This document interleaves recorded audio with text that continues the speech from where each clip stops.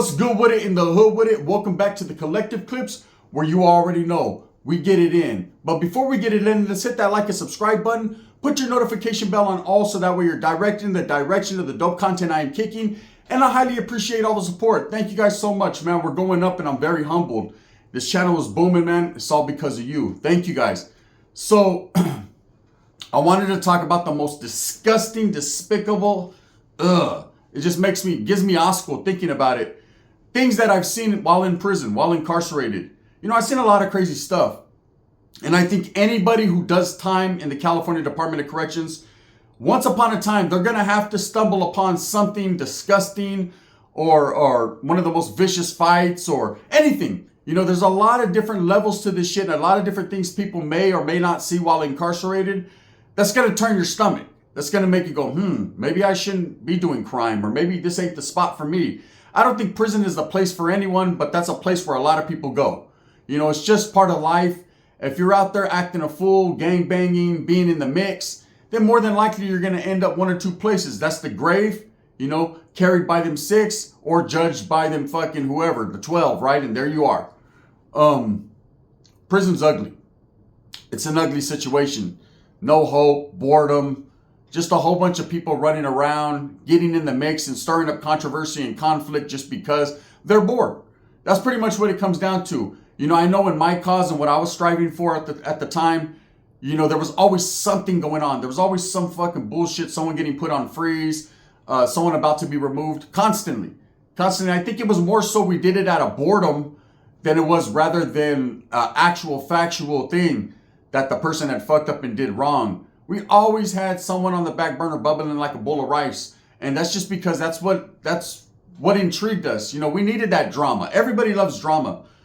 Okay, so doing whole time is what happens when you're participating out there on the yard. Just like there's repercussions for every action. When you're on the streets and you're doing bullshit, you're gangbanging, you're involved in all that, then they got a place for you. It's called the county jail. And from there, you move to the big leagues and you go to prison. Okay, and you think you made it. I made it, homie. I'm in prison. Okay, all right. Well, in prison, you got to function, and it's the same old bullshit, and you might find yourself caught up on that yard. And if you get caught up on the yard, guess where you go? They got a nice place for you. Oh, hell yeah. They got plenty of bed space for you, right? You're going to go to the hoyo. The hole. The hoyo is it's different in every place.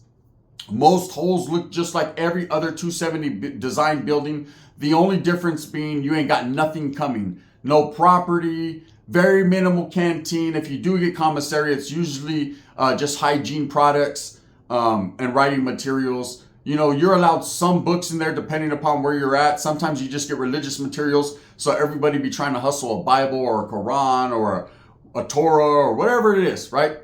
But you ain't got shit coming. So the hole's even more, you're more bored than you were out there on that yard. Go figure, right? It's just a long line of boredom till you just aren't bored anymore, and then that's it. You just lose it. So I'm sitting in the hole, okay? And the hole will drive you crazy. It will drive some people crazy. Myself, I try to get a good book, the Bible or whatever, and pace back and forth to myself, constantly work out and keep my mind going to forget where I'm at and what I'm doing. I never forget what's in front of me, but I try to forget what's behind me. So I constantly pace the cell and work out. And you got to set yourself a little program. I'm going to tell you guys what my program is before I get to the disgusting part of this video. So my program was wake up very early in the morning, roll my mattress up and bust down. Right after I busted down, usually would be breakfast time. They'd give me my breakfast and my lunch. And this is how I stood fed. This is how I stood not from going hungry. And it's all in the mind. Unless you're a big fat fucker who likes eating cupcakes, zuzus, and wham whams all day. Sorry to tell you, brother, you're in trouble, right? But myself, I was a little bit thinner individual. But of course, I worked out a lot, so I needed food to sustain me. So what I would do is I would get my breakfast, which usually was a beat up little hard-boiled egg that you couldn't barely fucking peel, right? By the time you peeled it, all the fucking white part of the egg was gone, right? It was just yolk. But anyways, hard-boiled egg, a little bit of oatmeal, a couple pieces of, not toast, but just regular bread and maybe a pack of peanut butter. That's breakfast. That's your standard breakfast in prison in the hole. Then you'll get your lunch, couple bologna sandwiches or cat food, which used to come in a little cup, peanut butter or jelly, of course an apple, didn't hardly see an orange, an apple, and maybe a little pack of cookies or something, a little milk or a fucking, usually they give you a Kool-Aid pack. There's lunch. You get that all at once. The fucking baboso and the idiot that fucking doesn't know better, he's going to smash everything and take his ass back to sleep. Those are the type of people that are getting removed, and they're just waiting for ICC so they can go on the other side. But those that were functioning in the hole and knew what time it was, this is what we would do. This is what I would do. So I would take my hard-boiled egg, and that's what I was going to eat. That hard-boiled egg and that oatmeal. I'd smash it, right? I'd take those 2 pieces of bread. I'd take that egg yolk out of the hard-boiled egg or the egg whites, one or the other, and I'd make another couple sandwiches out of it, right? Little skimpy-ass sandwiches. I'd take the mayonnaise and the mustard pack, mix it, kind of make an egg salad sandwich. So now I had the bologna. I'd have 4 sandwiches for lunch. Put those to the side. Eat my apple, eat my oatmeal, my little egg yolk or whatever I had. There was breakfast, right? Save the 4 sandwiches for lunch. At lunchtime, right, I'd eat 2 of the sandwiches. So and then at dinner, I have a nice fucking healthy dinner with the dinner that they gave us plus the 2 extra sandwiches. That's how I convinced my mind that I was full. And I worked out throughout the day, push up here, push up there, and of course read books. And I had a little set program. That's how you go from going crazy. But let me explain to you. People do go fucking crazy in the hole. They start bumping baking soda breath on the doors. They start screaming at the top of their lungs. They start rubbing shit all over themselves. And they're doing it for 2 reasons. 1, they just can't take it. They can't take being isolated or segregated from everyone else. 2, they're doing it for fucking attention because they want the cops' attention, and all they're going to get is fucking looked at and just laughed at and left alone. And that's what happens. There's guys that would throw their food. You don't get enough food to throw it, homie. You know what I'm saying? I'm eating butter. Whatever we got is what's getting smashed off that plate. Them trays came back squeaky clean. Sometimes I put them in the fucking thing and wash them and give them back. They'd be like, damn, like that. There you go. You don't even have to wash it. Just put some more shit in it and give it to me tomorrow. That's just how it was. So anyways, there was a chick, a CO. And I'm not going to lie, she was a little nalgona. For those of you that can't understand Spanish, she had a little ass back there, right? She was dragging that wagon, right? So when she would walk in, they'd be like, hey, J-Lo, J-Lo. I'd be like, hey ho, right? So she'd walk through and she liked the attention. She would smirk, smile, bat her eyes, do all that, as most women COs do. There are some that look like mugres. There's some that look like the Mucinex booger and Bigfoot had a baby, right? And those are the ones you look at, you're like, damn, she probably has like 6 girlfriends right now at her pad making casserole, right? Those are the type that walk in, with the butch haircut, the spike haircut, the Oakleys on, and they fucking walk like their Wranglers are too tight and they're bow-legged from getting their pussy ate too much. So anyways, she wasn't one of those. She was one of those ones knockable, very knockable. So all the brothers, right? They'd have her at their door like, hey, what's up? They'd be trying to politic and pop. And I ain't mad at them, right? Myself, I stood off the door, but I would peep the scene a little bit and see what was going on with her. I ain't gonna lie, I like to see her more from the back sides than the front sides. Her face, she had the butter face. Her ass was good, but her face was different, right? But she wasn't ugly. And in there, what is a number 1 or a 2 out here is a dime or an 11 in prison. Because you don't get much interaction with women.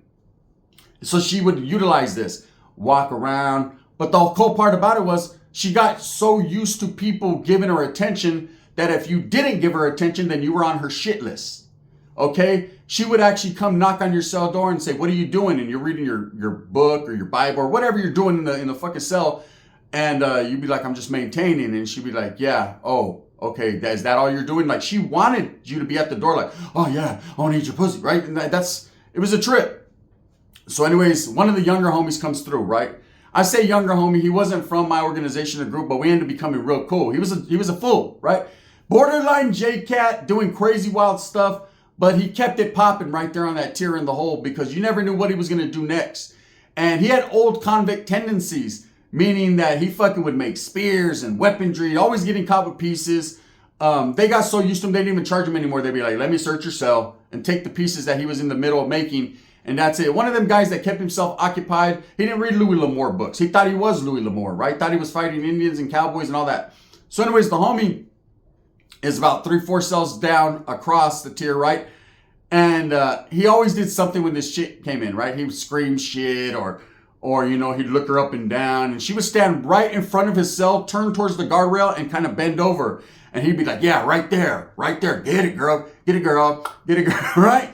And she would stay there. It was a trip. The other CO would be walking the bottom tier. We were on the top. So she'd walk the top tier, and it was like an everyday thing. So anyways, this particular day, he was off on his own shit. For like the last week, I guess he had got some bad news. Maybe a Dear John letter, whatever it was. But he was off his door. And that was unusual for him. He was usually trying to talk to someone or fish. Constantly fishing over the tier. Constantly, all day. And that's one thing about the hole. You'll see fucking, it looks like Spider-Man was in that motherfucker. Webs everywhere. Lines everywhere. People are trying to fish whatever they can to pass the time or because they have to facilitate conversation, you know? You got to pass messages. That's communication in there. So anyways, this chick comes through and he's on his bunker, whatever he's doing. I can't see into his cell. And she asks him, you know, what are you doing? You know, what's wrong with you? And he tells her, bitch, get away from my door, man. I ain't trying to hear all that, right? He was going through whatever emotions he was going through. Like, people change, you know. 1 minute they're all happy and then they realize where the fuck they're at and how long they got to do. You know, when Christmas has came, went, and now it's Christmas again and he's wondering like, damn, you know what I'm saying? Does Santa even know who the fuck I am? That's when it gets ugly, right? So anyways, this Vault's right there and she's getting at him and he's like, I don't want nothing to do with you, fucking butterface. Get out of here. You know, you got the exactly disease. Your face look exactly like your ass. Only if it was fucking big this way, it'd be better that way, you know? And so she fucking gets at him and she's like, whatever then. She says it loud, whatever then. I guess she started to develop some type of feelings or something for this guy. I don't know. Well, he took that as an insult. And one thing you can't do in prison, whether you're a CO or an inmate, convict, or whatever you are, is disrespect somebody else. Because I've told you many times in many videos, man, disrespect is the one thing you can't do in prison, period, at all. And the cool part about it is different people take different levels of disrespectfully, right? Some people will take how you talk disrespectfully. I don't like the way that Vato says the word fucking it. You know what I mean? That he's trying to disrespect me. So you always have to be on your shit, man. You always have to be aware of who's around you, what's going on, and and especially when you're in the hole, the likes and the dislikes. There's some people that don't mind you talking on the tier if you do it at a smooth level. There's some people that don't want you talking on the tier at all. And if they ask you, hey, brother, you know what I mean? I'm trying to sleep. Can you tone it down? And you don't. Well, that's disrespect in any world, right? So he took this slight and this diss from this chick as disrespect. Basically, she got in his motherfucking Kool-Aid and she didn't know the flavor, right? So he decided to concoct what is called a bomb, right? And for those of you that don't know what it is, it's not going to blow up Baghdad, but what it is going to blow fucking a SEAL's fucking whole mind frame up, right? And it's going to smell like caca while doing it. So he did whatever he did in his cell to concoct this bomb. You know, it took a few days, man, playing with this fucking caca. We used to call it, you're in there playing with your shit, piss, whatever. He put this little bomb together, the most disgusting things that you could do with the human body, right? And he waited. He got back to his usual self. He let this marinate. Usually they'll give you milk cartons. So he opened up his milk carton, of course, let the milk rot, all that. Did his little thing, and he had a grenade ready to go, right? It was about to get ugly. And so this chick's walking in for the next few days. He played it off, played the role. She's right there in front of his door, showing the ass cheeks and making him clap a little bit. She'd bounce. She'd stand up on the rail. It was a trip seeing the CO act like that, right? I was like, man, I'll fuck the shit out of her. She don't know. And then she'll be on the bottom tier next time walking, barely like this, just, you know, wheelchair just rolling on the bottom tier. So I have to have the sergeant pusher because I'll be different, right? So anyways, everyone's there fucking like this on the doors, letting their imagination run wild when it becomes chow time. So the way they do chow time in this particular prison, right, just like any other prison, is that they open your tray slot. They open your tray slot, and this is what changed the whole mentality in this prison on how they were going to feed us. Because they would open the tray slot, and they were just carefree. They'd put your tray right there, give you time to jump up out of bed and grab it, whatever. You know, they don't do that shit anymore after this incident. And so anyways, this chick is passing out meals, and she'd push this little car, and she'd pop your door with her key, tray slot, and most dudes would drop down, you know, and they start popping at her. Hey, what's up, miss fucking whoop-de-whoop? You know what I'm saying? With that pussy being like, wink, right? Sounds good. Oh, yeah, Vagisil, I smell it, right? What have you been up to, right? So a lot of guys would do that. And she got used to it where she would stoop down to their level sometimes, hand them the tray, smile, blow kisses, whatever. Facts, right? Me, myself, I would just look down and be like, damn, that motherfucker right there is loose, right? Give me my fucking meatloaf. So I take my tray, whatever. So as, like I said, he's across from me. As she gets around the corner, she's talking to this brother, man. He was this blood. Solid ass blood, too, man. Shout out to that brother, man. So what? That fool was with the business. On Paru, he was with the business, right? But she would talk to him. You know, I think she liked him, too. I think he would show her fucking, you know, whatever he had in store for her. But they used to cut, and she'd go all the way to his door and be laughing and giggling. Sometimes even the cop in the control tower would be fucking flashing lights like, bitch, hurry up. You know what I'm saying? Over here trying to sell some, you know, I know what you hoes is doing in front of the stop. Your bitches is using the Lord's name to sell pussy, right? Come on, you're using the CDC's name to fucking do what you're doing. So anyways, as she bent that corner, the homie's flashing his light. Basically, he's trying to get the attention of everyone. Like, look, what, I got it. Right? Hey, I feel sorry for the next 3 cells because they weren't going to get their meatloaf that morning or that day. So as she's walking by, she pops his tray out and she's like, are you going to get up and get this or what? He's like, yeah, I'm going to get up and get it. And all you see is his tray go flying forward and she kind of stumbles back. She was bending down. She kind of stumbled back and that milk carton came out and hit her in the mouth. She had shit in her mouth. And he said, don't ever disrespect me. He said, hey there, shit face. How's that shit taste? She went crazy. Officers came running in there. She hit her panic button. They came running in there. She's choking and gagging on caca, right? And so they fucking pick her up and they fucking take her down. There's meatloaf and shit everywhere. Hey, homie's like, am I going to get an extra tray? I said, am I going to get a tray? My tray fell, right? They're like, shut up. They go in there. They do a cell extraction, beat the holy dog shit out of them, right? They used to like to do this. So a cell extraction is when you refuse to lock it up or come out of your cell, they're coming in, the goon squad. They assemble, they get their riot shields or whatever, electric shields, whatever they got. And they'll always have a guy in the back with a camera, right? To record the incident so that they can log it in or whatever in the write-up.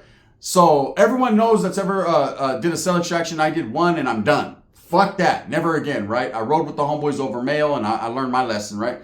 But they come in and the guy with the camera's crazy because you fight with him. You're getting off with him. The guy with the camera's doing this.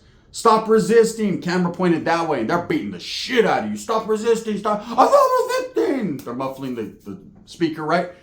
Then after they're done beating the hell out of you, they'll be like, put it on you. Like, are you good, sir? I'm like, I have to be. Right? You're all fucked up. 2 black guys. 1 earlobe ripped off and no teeth later, right? They're dragging you down the tier buck naked because they cut your jumpsuit off you in the hole.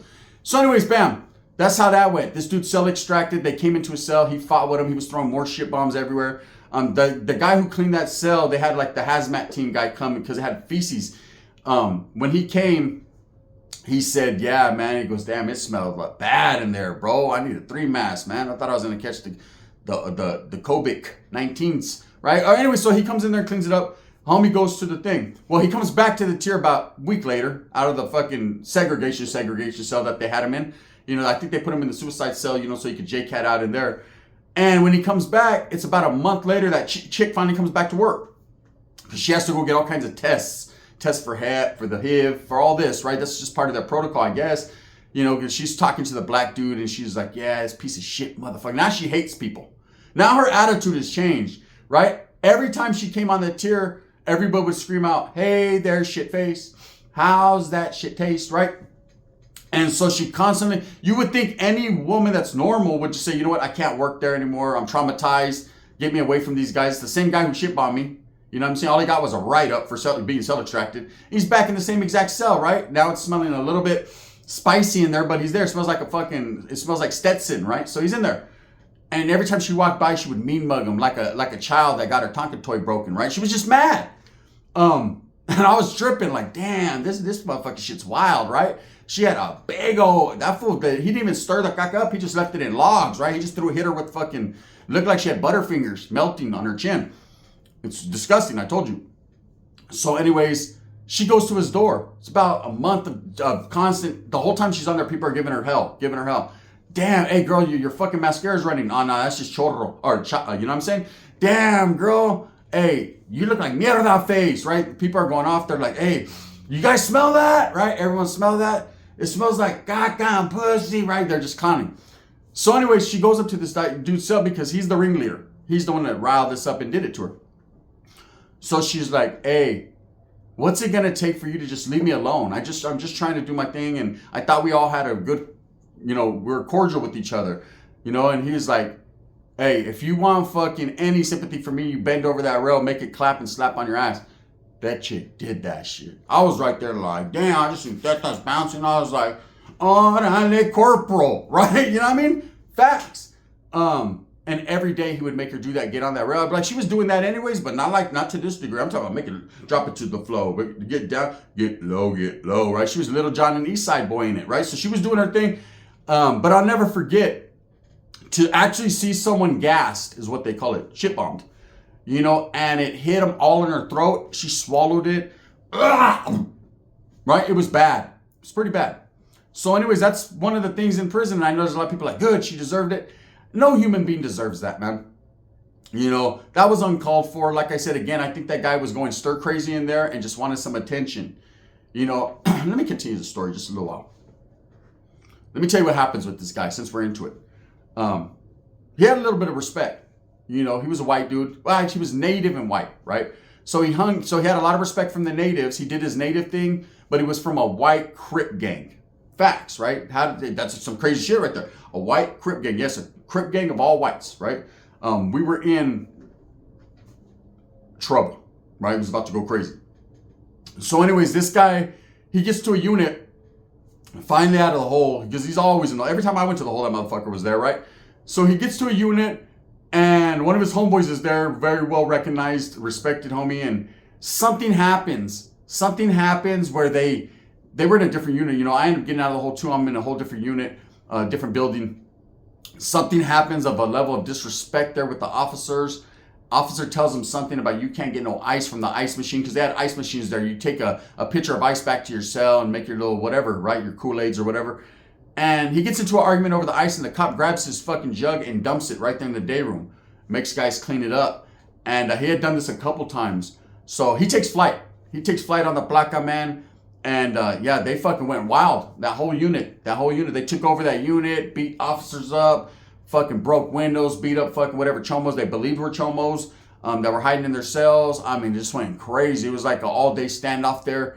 And I remember he was the ringleader running around that motherfucker. I guess he had a cop's jacket on and whatever, right? They did their thing. But I'll never forget that guy or that chick. So about a year later, I'm back in the hole. And, it's different officers now. As a rookie and an old school officer that's working in there. He was an asshole. He beat the shit out of me on the cell extraction, knocked my tooth out, tried to knock my tooth out, had my shit jangling, right? And so I look, and you could see if the door opens slowly in the pod where we're at, you could see the other unit, like them taking chowing. And I see her, and I'm like, this bitch moved, right? Which is cool. They do that normally. And then the one day she comes in, she's still there. Only she don't look the same anymore. This thing had taken fire. Since this guy got out, every time she went in a unit, they gave her trouble. They gave her a bad time, just constantly. She looked haggard. She looked like fucking the Wicked Witch of the whatever, right? This bitch looked like fucking, if one of the Oompa Loompas fell in a blender and just got mixed up, Willy Wonka would be like, damn, you look like a mix between Veruca Salt and asshole, right? Just throw up, right? Just old. Her hair was streaky gray. Her face was sagging. I was like, she's on methamphetamine, right? Something's wrong with her.